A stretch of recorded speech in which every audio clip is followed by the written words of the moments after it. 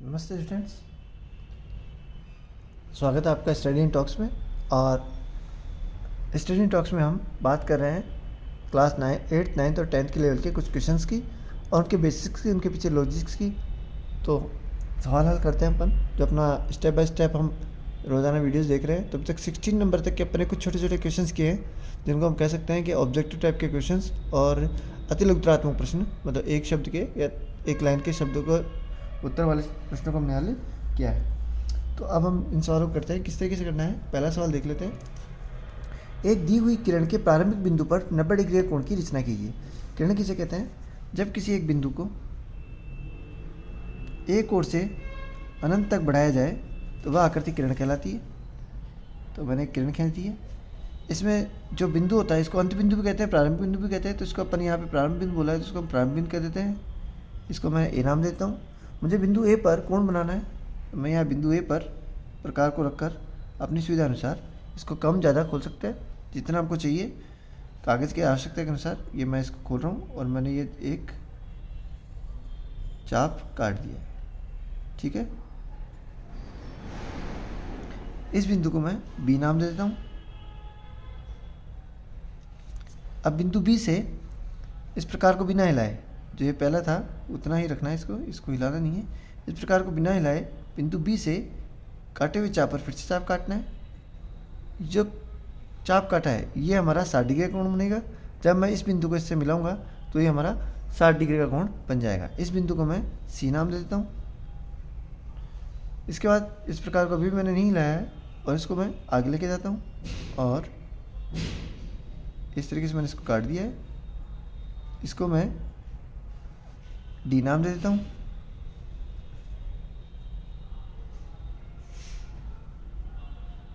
अब मेरे पास 60 डिग्री और 120 डिग्री के कोण बन चुके हैं। मुझे एक 90 डिग्री का कोण बनाना है। 90 डिग्री का कोण बनाने के लिए मुझे 60 डिग्री और 120 डिग्री के कोणों का समद्विभाजन करना होगा। समद्विभाजन करने के लिए हम क्या करेंगे, अब मैं चाहूँ तो इसको प्रकार को कम ज़्यादा कर सकता हूँ, ठीक है। इसको आधे से ज़्यादा, मतलब यहाँ से लेके उसको हल्का सा एक ऊपर की तरफ चाप काटना है और एक इससे भी ऊपर की तरफ चाप काटना है। अब जो कटान बिंदु है उसको हमें बिंदु ए से मिला देना है। इसको जब मैं बिंदु ए से मिलाता हूँ, अब हमें इस कोण को नाप लेना है कि कोण कितने डिग्री का बना है। हम पाएंगे कि ये कोण एक्यूरेट 90 डिग्री का बन गया है। जनरली प्रकार से बनने वाले कोण की एक्यूरेसी बहुत अच्छी होती है। तो ये हमारा कोण बन गया है। इस बिंदु को मैंने ई नाम दे देता हूँ, ठीक है। अब चूंकि उन्होंने कहा है कि हमें इसकी रचना करनी है, तो चलिए इसकी रचना भी कर लेते हैं। किस तरीके से होगी रचना, मैं लिख देता हूँ। रचना की चरण।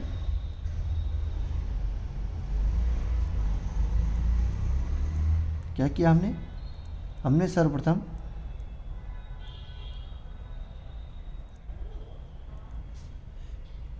किरण खींची। सर्वप्रथम किरण खींची, किसकी सहायता से खींची? प्रकार और पैमाने और पेंसिल की सहायता से। तो आप लिख सकते हैं सर्वप्रथम पैमाने और पेंसिल की सहायता से किरण खींची, जिसका प्रारंभिक बिंदु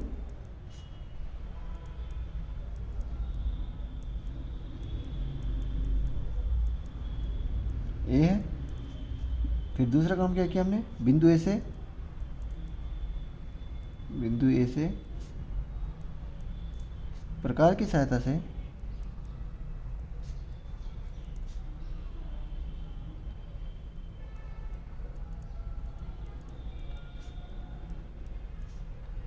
चाप काटा। कटान बिंदु को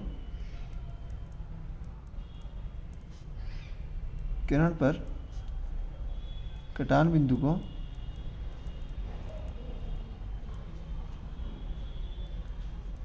बी नाम दिया।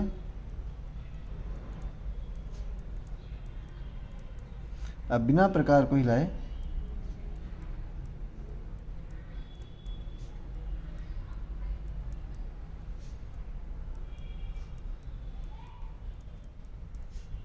मतलब माप को बिना बदले बिंदु बी से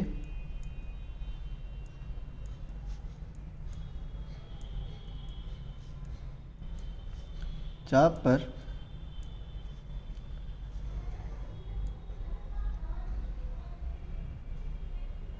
पुनः चाप काटे, ठीक है, जिन्हें क्रमशः सी व डी नाम दिया। उसके बाद हमने बिंदु सी और डी को केंद्र मानकर चाप लगाए। बिंदु सी और डी को लेकर चाप, बिंदु सी व डी को केंद्र मानकर, मैं थोड़ा ऊपर लिख देता हूँ यहाँ पर, ठीक है, केंद्र मानकर, यहाँ से यहाँ लिख रहा हूँ मैं, केंद्र मानकर चाप लगाए जो बिंदु ई पर काटते हैं।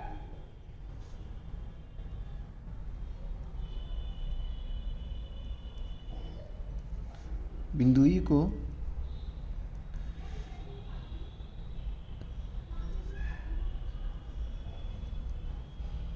ए से मिलाया, ठीक है, और इस प्रकार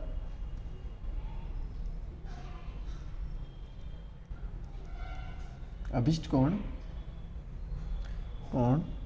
बी ओ ई बराबर 90 डिग्री बनाया, ठीक है। चलिए अगला प्रश्न देख लेते हैं। एक पासे को एक बार उछालने पर सम अंक आने की प्रायिकता ज्ञात कीजिए। देखिए पासे में कितने अंक होते हैं? पासे में अंक होते हैं जी, हमारे पास, हम जानते हैं पासे में 6 अंक होते हैं, ठीक है। पासे में कुल अंक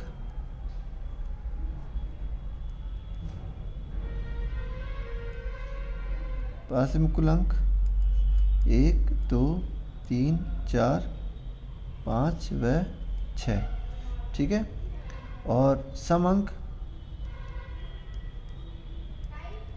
पासे में सम अंक बराबर 2 4 6। तो पासे को एक बार उछालने पर, पासे को एक बार उछाला है तो पासे को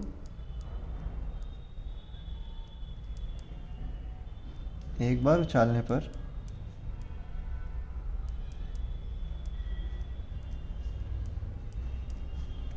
सम अंक आने की प्रायिकता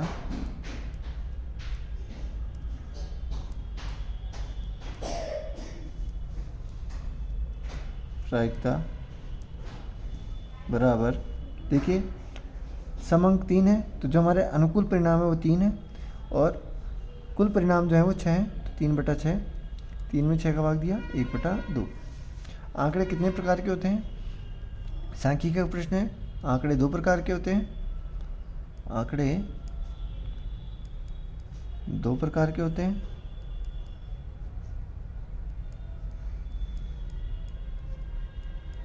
पहला प्राथमिक आंकड़े जो हमें प्राथमिक स्रोतों से प्राप्त होते हैं, इन्हें प्राथमिक स्रोतों से प्राप्त आंकड़े भी कहते हैं। और दूसरा द्वितीयक आंकड़े।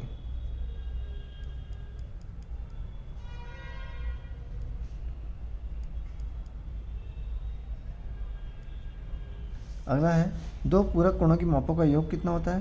तो हम जानते हैं कि दो पूरक कोणों की मापों का योग कितना होता है? 90 डिग्री। ओके।